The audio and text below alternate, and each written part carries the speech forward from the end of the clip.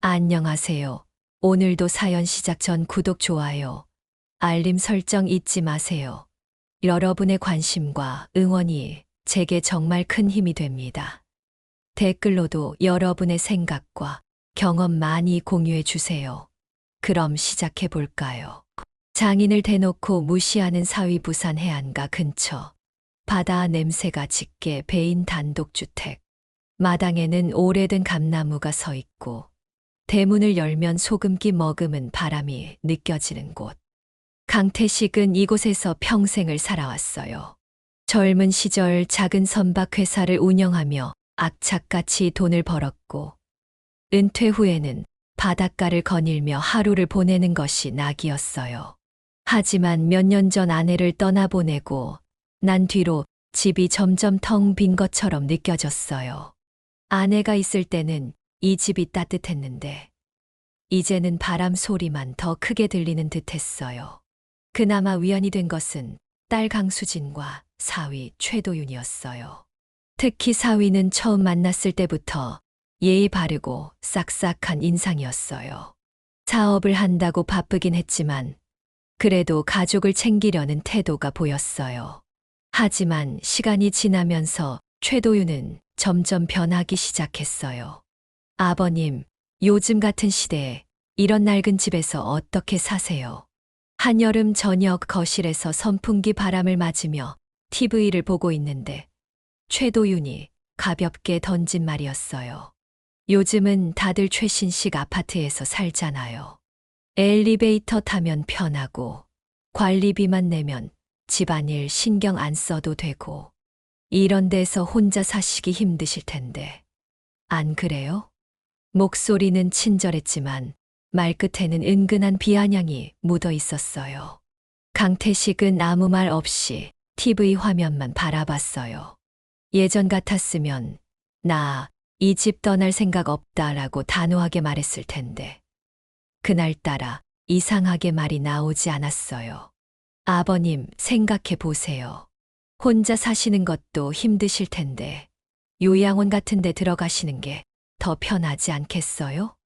그 순간 강태식은 머리가 지끈해지며 신경이 예민해지는 걸 느꼈어요. 손가락 마디가 저릿할 정도로 주먹을 쥐었어요. 요양원? 아직 정정한데 벌써 요양원 얘기를 꺼내다니. 요즘 요양원 시설도 잘 돼 있고 간호사들도 잘 챙겨주고 아버님 같은 연세 되신 분들은 대부분 그쪽으로 가시잖아요. 혼자 사시다가 갑자기 무슨 일 생기면 어떡해요? 최도윤의 말이 계속 머릿속을 맴돌았어요. 이게 그냥 하는 말일까? 아니면 뭔가 다른 의도가 있는 걸까? 그날 저녁 방에 들어가서도 쉽게 잠이 오지 않았어요. 문득 몇 년 전 아내와 함께 감 따러 올라갔던 감나무가 떠올랐어요. 감이 빨갛게 익어가던 그 시절이 어제 같은데 이제는 홀로 남아 이 집을 지키고 있었어요. 그런데 그 집을 떠나라는 말을 들으니 가슴 한쪽이 쿵 하고 내려앉는 기분이었어요. 며칠 뒤 강태식은 새벽 일찍 일어나 시장에 다녀왔어요. 살아생전 아내가 좋아하던 조기를 사고 직접 담근 된장으로 국을 끓였어요. 오랜만에 손님이 온다는 생각에 정성껏 준비했어요. 강수진과 최도윤이 도착했을 때 밥상 위에는 막 지은 흰쌀밥과 조기구이 그리고 된장국이 놓여 있었어요. 강태식은 오랜만에 가족끼리 모였다는 기쁨에 흐뭇했어요. 그런데 최도윤이 젓가락을 들자마자 피식 웃으며 말했어요. 아버님, 요즘 누가 이런 거 해 먹어요? 그냥 배달시키면 되지. 요즘 트렌드는 밀키트잖아요. 순간 손에 들고 있던 숟가락이 덜컥 내려앉았어요. 강수진이 눈치를 보며 여보, 아버님이 직접 해주신 건데 라고 했지만 최도윤은 계속 말을 이어갔어요. 그러니까요. 아버님도 이제 좀 편하게 사세요. 매번 이렇게 장 보고 요리하고 힘드시잖아요. 힘들다고 강태식은 순간 어이가 없었어요. 젊은 시절 새벽부터 배 타고 나가 생선을 잡고 거친 파도와 싸우던 시절도 있었어요. 손에 굳은 살이 박이고 바닷바람에 얼굴이 쩍쩍 갈라지던 때도 있었어요. 그런데 밥 한 끼 차리는 게 힘들다고? 아버님, 이제 나이가 있으시니까 이런 거 그만하시고 좀 쉬셔야죠. 집도 너무 오래됐고 저희가 좋은 데로 모셔드릴게요. 이제는 노골적으로 집 얘기를 꺼내기 시작했어요. 마치 강태식이 집을 떠나는 것이 당연하다는 듯한 말투였어요. 강태식은 아무 말 없이 조기 한 점을 집어 천천히 씹었어요. 짭조름한 맛이 혀끝에 퍼졌지만 기분은 씁쓸했어요. 그날 밤 다시 잠을 이루지 못했어요. 바깥에서는 바람이 거세게 불고 있었어요. 창문 너머로 감나무가 흔들리는 소리가 들렸어요. 그 흔들림 속에서 강태식은 뭔가 단단히 결심했어요. 이건 그냥 하는 말이 아닐지도 몰라. 이 자식, 내 집을 탐내고 있는 거 아닐까. 그날 이후 강태식은 최도윤을 예의주시하기 시작했어요. 모든 대화를 하나하나 곱씹으며 그의 표정과 말투를 놓치지 않으려 했어요. 그리고 얼마 지나지 않아 사위가 본색을 드러내기 시작했어요. 강태식은 거실에서 창밖을 바라봤어요. 바닷바람이 창틀을 흔들며 서늘한 기운을 들이밀었어요. 어제부터 머릿속을 떠나지 않는 말이 있었어요. 아버님, 이제 연세도 있으신데 요양원 같은 데 들어가는 게 낫지 않을까요? 마치 당연한 듯한 말투였어요. 가족이란 이유로 들어온 사위가 이제는 자신을 내몰려 하고 있었어요. 강태식은 뜨거운 차를 한 모금 마셨지만 속은 더 쓰라렸어요. 창밖의 감나무가 바람에 흔들리는 모습을 가만히 바라보자 오래전 기억들이 떠올랐어요. 지금은 텅 빈 집, 하지만 이곳에서 함께했던 시간들은 아직 생생했어요. 아내 이선옥과 처음 만났던 날부터 아이를 키우며 다퉜던 순간들까지. 그리고 그 모든 시간이 지금 자신이 처한 상황과 묘하게 얽혀 있다는 사실을 깨닫게 되었어요. 40년 전, 그날도 바람이 거셌어요. 부산 영도구의 작은 선착장에서 비를 피해 서 있던 강태식은 우산도 없이 비를 맞으며 어쩔 줄 몰라 하던 여인을 봤어요. 아가씨, 우산 없어요? 네, 비가 이렇게 올 줄 몰랐어요. 선뜻 자신의 우산을 건넸어요. 그러자 그녀는 당황하며 손을 저었어요. 괜찮아요. 저야 뭐, 금방 마르면 되죠. 이왕 맞을 거면 같이 맞아요. 그녀의 말투에는 서글서글한 기운이 있었어요. 그날 둘은 그렇게 비를 맞으며 선착장을 걸었어요. 얼마 후 선착장에서 다시 마주쳤을 때 강태식은 무심한 척 말을 걸었어요. 아가씨, 그때 비 맞고 감기 안 걸렸어요? 덕분에 안 걸렸어요. 근데 아저씨는요? 우산도 없이 가셨잖아요. 에이, 나야 뭐 바다실 하는 사람인데 비 좀 맞는다고 무너지겠어요? 이선옥이 빙긋 웃으며 손을 내밀었어요. 그럼 제대로 인사나 할까요? 저 이선옥이에요. 그렇게 시작된 인연이 결혼까지 이어질 줄은 그때는 몰랐어요. 하지만 지금 생각해보면 그때처럼 누군가에게 따뜻한 손을 내밀던 사람이 이제는 가족에게서 밀려나고 있었어요. 결혼 후 몇 년이 지나 강수진이 태어났어요. 그날도 바람이 심하게 불었어요. 병원 복도를 왔다 갔다 하며 손을 꽉 쥐고 있던 강태식은 초조하게 의사만 바라봤어요. 이선옥 보호자 계십니까? 예, 저는 남편입니다. 축하합니다. 건강한 딸입니다. 그 말을 듣는 순간 긴장이 풀리면서 주저앉았어요. 내가 아빠가 됐다고요? 의사는 빙그레 웃으며 말했다. 네, 따님이 아주 힘이 좋아요. 울음소리가 병원에서 제일 큽니다. 그제야 안도의 한숨을 내쉬며 분만실로 들어갔어요. 이선옥은 땀에 젖은 얼굴로 누워 있었지만 손을 뻗어 강태식의 손을 잡았어요. 우리 부모 됐네. 그러게 우리도 이제 아버지, 어머니네. 그때 느꼈던 그 무게감, 가족을 지킨다는 것, 그게 얼마나 큰 책임인지 깨달았어요. 그리고 지금 가족이었던 사람이 자신을 내몰려 하고 있는 현실이 믿기지 않았어요. 몇 년 전 이선옥이 병원에서 마지막 말을 남겼어요. 태식 씨, 나 먼저 가게 돼서 미안해요. 무슨 소리야? 곧 나을 거야. 아니요, 이번에는 내가 알아요. 그녀는 남편의 손을 꼭 잡았어요. 제발 수진이한테 너무 짐 되지 말고 당신은 당신 인생을 살아야 해요. 그때는 그 말이 무슨 뜻인지 이해하지 못했어요. 짐 같은 소리 하지 마. 우리는 가족이야. 어떻게 부모가 짐이 되냐? 이선옥은 희미하게 웃으며 눈을 감았어요. 그때의 기억이 아직도 선명했어요. 그런데 지금 사위가 하는 말이 머릿속을 맴돌았어요. 아버님, 이제 연세도 있으신데 요양원 같은 데 들어가는 게 낫지 않을까요? 강태식은 문득 아내의 목소리가 들리는 듯 했어요. 수진이한테 짐 되지 말고 당신 인생을 살아야 해요. 이게 그 말의 의미였을까?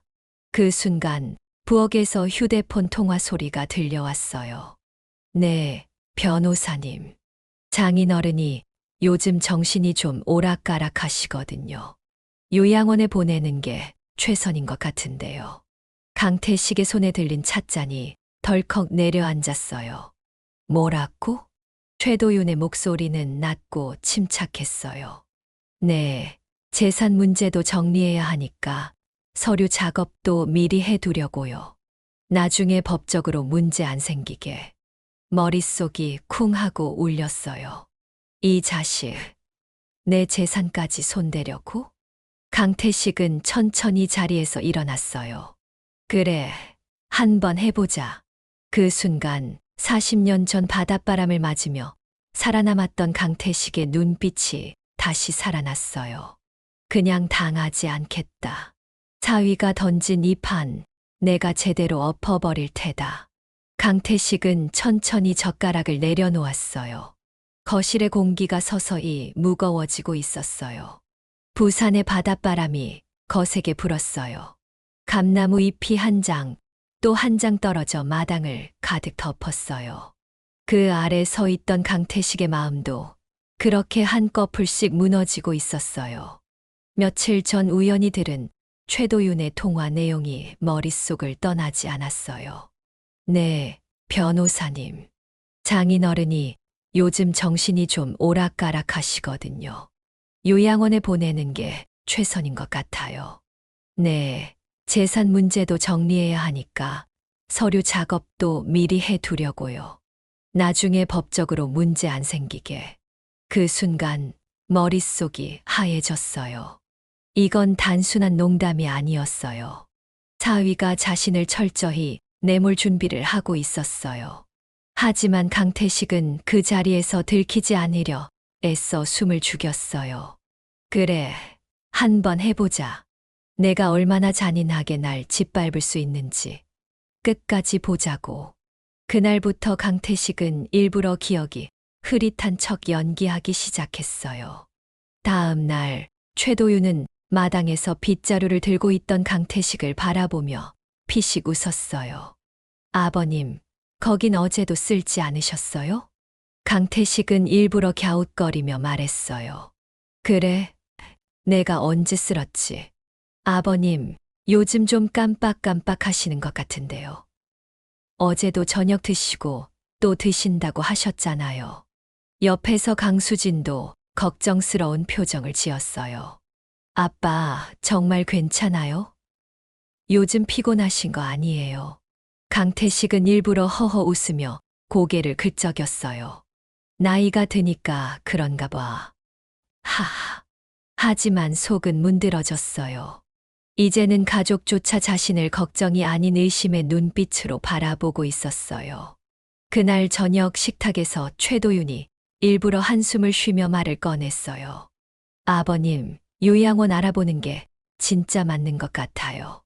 요즘 치매 환자들한테도 국가 지원이 잘 나오니까 오히려 편할 수도 있어요.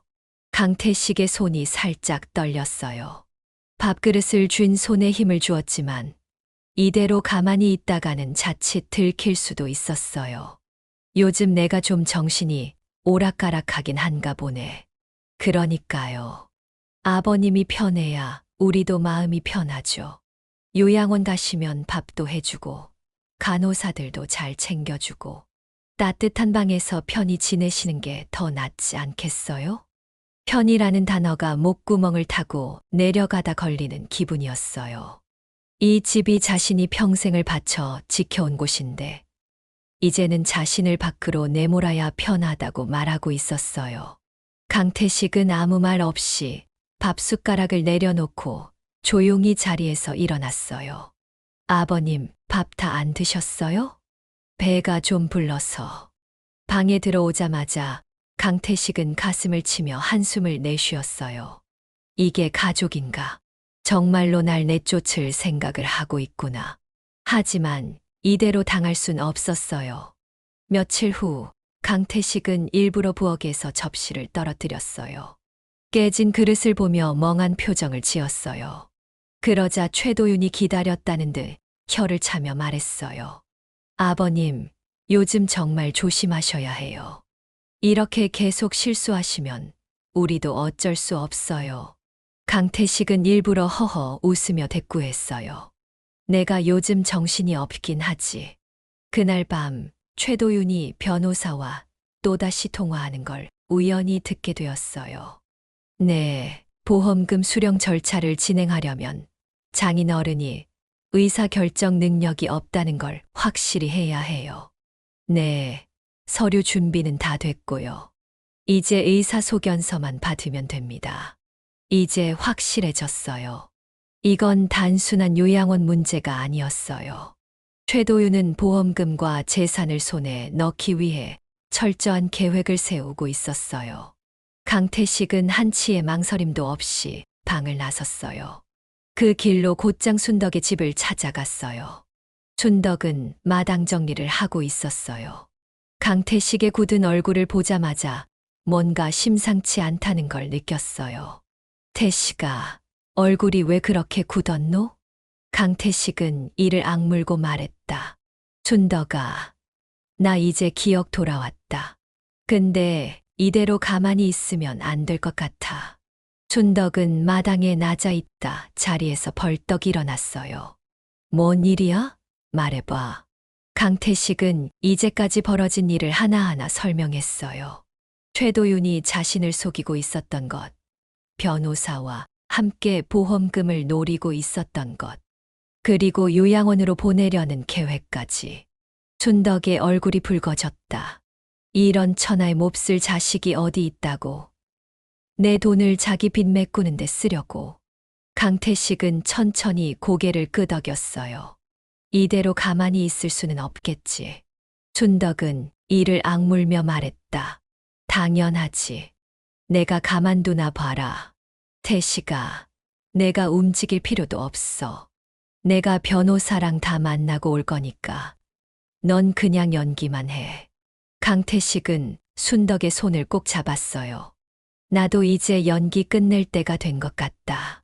집으로 돌아오는 길, 강태식은 밤바다를 바라봤어요. 바닷바람이 거세게 불었어요.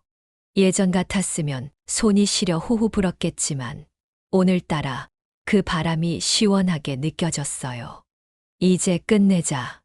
이제껏 참고만 있었어요. 가족이니까, 사위니까 딸이 힘들까 봐. 하지만 이제는 더 이상 참을 필요가 없었어요. 강태식은 마지막 승부수를 던질 준비를 하고 있었어요. 거실 한가운데에 앉아있는 최도윤의 얼굴에는 여유가 가득했어요. 손에는 몇 장의 서류가 들려 있었고 마주 앉은 변호사는 차분한 얼굴로 서류를 넘기고 있었어요. 강태식은 마당을 바라보며 느릿하게 숨을 들이마셨다가 천천히 내쉬었어요. 오늘 이 모든 걸 끝낼 때가 되었어요. 강태식님, 이건 요양원 입소 관련해서 필요한 서류입니다. 변호사의 목소리는 나긋나긋했어요. 최도윤은 옆에서 덧붙였어요. 아버님, 이제 편하게 지내셔야죠. 요양원 시설이 얼마나 좋은데요. 방도 따뜻하고 식사도 잘 나오고 병원도 가까워서 건강관리도 잘해준다고요. 그 말에 강태식은 천천히 시선을 돌렸어요. 내가 그리 힘들어 보이나? 힘들고 말고요. 요즘 깜빡깜빡하는 것도 많으시고 지난번에도 밥 먹고 또 드신다고 하셨잖아요. 아버님도 본인 건강 생각해야죠. 그 순간 강태식은 그동안 최도윤이 자신을 어떻게 대해왔는지 머릿속에 스쳐 지나갔어요. 아버님, 요양원 가시는 게 맞는 것 같아요. 아버님, 이 집 너무 낡았어요. 우리한테 맡기세요. 아버님이 편해야 우리도 마음이 편하죠. 아내가 떠나고 평생 가족을 위해 살아온 결과가 이거였어요. 사랑하는 딸의 남편이란 사람이 자신의 집에서 자신을 몰아내려 하고 있었어요. 이제 서류에 도장만 찍으시면 돼요. 변호사가 펜을 내밀었어요. 그 순간 문이 벌컥 열리며 순덕이 거칠게 들어왔어요. 태식아, 이제 됐다. 문서 작업 다 끝났어. 최도윤의 표정이 싸늘하게 변했어요. 여긴 사적인 자리인데 실례 좀 하시는군요. 순덕은 아랑곳하지 않고 손에 든 파일을 탁 던졌어요. 그 말, 네가 할 자격이 있나? 여기에 다 있다. 내가 변호사랑 짜고 보험금 탈취하려 한 거.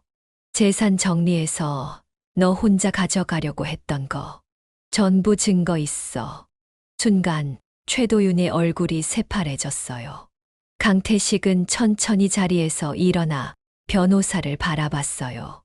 이게 다 사실인가? 변호사는 당황하며 서류를 넘겨보았어요. 눈동자가 흔들리더니 이내 고개를 숙였어요. 전 의뢰인이 요청한 대로 법적 절차를 진행했을 뿐입니다. 최도윤은 황급히 말을 흐렸어요. 아버님, 이건 오해예요. 저는 그냥 아버님이 편하시라고. 그 말을 듣는 순간 강태식의 가슴이 뜨거워졌어요. 분노였어요. 이제까지 자신이 참고 또 참았던 감정들이 한꺼번에 터져 나올 것 같았어요. 편하라고. 내가 말하는 편한 곳이 나를 가둬두고 보험금 빼앗고 재산까지 정리해서 내 배 채우는 거였냐? 최도윤은 허둥대며 말을 더듬었어요. 그게 아니고 저는 그저. 강태식은 탁자를 쾅 하고 내리쳤어요. 나는 평생 가족을 위해 살아왔다. 바다에서 공장에서 이 손에 굳은 살 박이며 살아왔어. 너 같은 놈한테 이용당하라고 그렇게 살아온 게 아니다. 최도윤은 더 이상 변명할 수 없었어요. 강태식은 서류를 힘껏 집어 던졌어요. 지금 당장 내 집에서 나가. 강수진이 그제야 사태를 파악하고 눈물을 글썽이며 입을 열었어요. 여보, 이게 다 사실이야? 최도윤은 더 이상 말을 잇지 못했어요. 그리고 조용히 일어나 문을 나섰어요. 그렇게 강태식의 집은 다시 평온을 되찾았어요. 최도윤이 떠난 뒤 강태식은 거실 한가운데에 서서 깊은 숨을 내쉬었어요. 오랜만에 느껴보는 조용한 밤이었어요. 늘 익숙했던 집인데 이제서야 진짜 자기 공간으로 돌아온 것만 같았어요. 벽에는 가족 사진이 걸려 있었고 식탁 위에는 아내가 생전에 쓰던 도자기 그릇이 그대로 놓여 있었어요. 모든 것이 그대로인데 단 하나만 달라졌어요. 더 이상 이 집에서 자신을 내쫓으려는 사람이 없다는 것. 바깥에서 찬 바람이 불어 창문 너머 살짝 흔들었어요. 감나무 가지도 덜컹거리며 소리를 냈어요. 예전 같았으면 그 소리를 들으며 깊은 외로움을 느꼈을지도 몰라요. 하지만 오늘은 달랐어요. 오늘은 이 집의 진짜 주인이 누구인지 다시 확인한 날이었어요. 강수지는 식탁에 앉아 한참 동안 말이 없었어요. 아빠. 조용히 부르는 목소리가 낮게 울렸어요. 강태식은 딸을 바라봤어요. 평생 아끼고 사랑했던 딸이지만 그동안 아버지를 지키지 못했다는 죄책감에 얼굴이 어두웠어요. 미안해요. 아빠한테 그렇게까지 했는지 몰랐어요. 난 그냥 도윤이가 좋은 사람인 줄 알았어요. 강태식은 딸의 손을 조용히 잡았어요. 수진아, 사람은 원래 가까이 있으면 보이지 않는 게 많다. 나도 내 엄마랑 살면서 때때로 그런 걸 느꼈다. 강수지는 눈물을 훔치며 고개를 끄덕였어요. 이제 어떻게 해야 할까요? 강태식은 천천히 차를 한 모금 마셨어요. 시간이 해결해 줄 거다. 중요한 건 이제부터야. 며칠 동안 강태식은 조용히 집을 정리했어요. 마당에 쌓여 있던 낙엽을 쓸고 오래된 책들을 하나씩 닦았어요. 이 집에서 보낸 세월이 고스란히 손끝에 느껴졌어요. 어느새 아내의 물건을 정리하던 손길이 멈춰 있었어요. 서랍을 열자 낡은 손수건이 나왔어요. 그 안에는 손글씨가 적힌 작은 쪽지가 있었어요. 태식 씨, 너무 외로워하지 말아요. 우리 수진이 잘 부탁해요. 그 순간 강태식의 눈이 붉어졌어요. 이제서야 깨달았어요. 아내는 자신이 떠난 후에도 남편이 혼자 남아 외로워할 걸 미리 걱정하고 있었다는 걸요. 그런데도 자신은 마지막까지 모든 걸 혼자 짊어지려 했어요. 그날 이후 강태식은 더 이상 혼자가 아니었어요. 춘덕이 아침마다 와서 문을 두드렸어요. 야, 태식아, 감입차 좀 우려놨다. 나눠 마시자. 강태식은 피식 웃으며 대문을 열었어요. 아침부터 기운이 좋네. 그럼 내 얼굴이 요즘 밝아진 걸 보니까 나도 기분이 좋다. 근데 요양원 갈 뻔한 노인이 이렇게 정정하면 어떡하냐? 춘덕의 짓궂은 농담에 강태식은 껄껄 웃었어요. 그러게 내가 요양원 갔으면 감입차도 못 마셨겠지. 어느 저녁 강태식은 마당에 놓인 의자에 앉아 바다를 바라봤어요. 바람이 살랑거리며 불었어요. 눈을 감고 숨을 들이마셨다가 천천히 내쉬었어요. 오늘도 바다는 그 자리에서 그대로였어요. 이 집도 그대로였어요. 그리고 강태식도 여전히 여기에 있었어요. 더 이상 누군가에게 휘둘리지 않을 거예요. 더 이상 가족이라는 이름 아래 무너지는 일도 없을 거예요.